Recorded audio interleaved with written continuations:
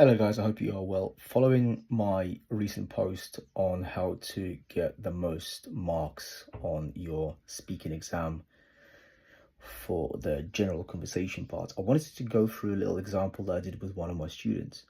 Now, I'm going to do all of this in English because you all do different languages for GCSE. Some are doing French, some are doing German, Spanish, Italian, Portuguese. So I'll do this in English and break down the example and say why I've mentioned each component here.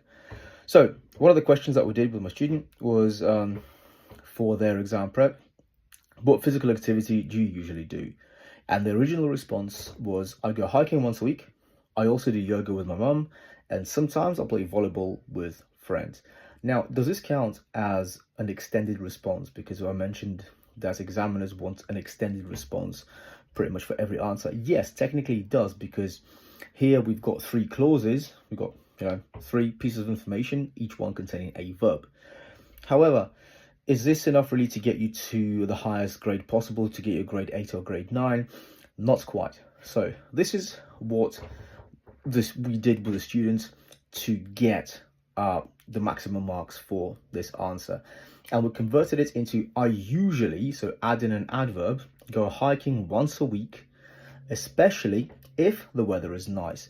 Add in a nice if clause in whichever language it is that you're doing will always delight the examiners, because they love it when you can successfully use variety and complexity of the language. I also do yoga with my mum because she has always told me that this could help me with mental health.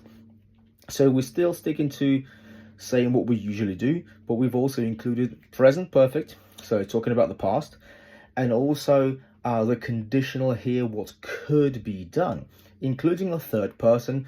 My mom has always told me.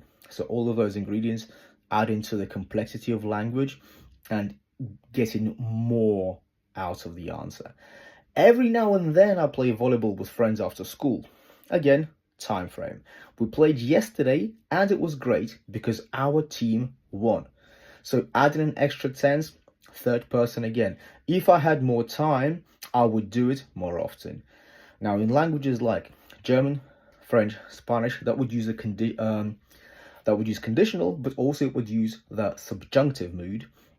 And examiners absolutely love it if you can use the subjunctive mood correctly. Now, I hope this example helped. Please leave me a comment on anything else that you kind of want help with, or any kind of ideas for videos. I'd love to hear your feedback, and best of luck reversing.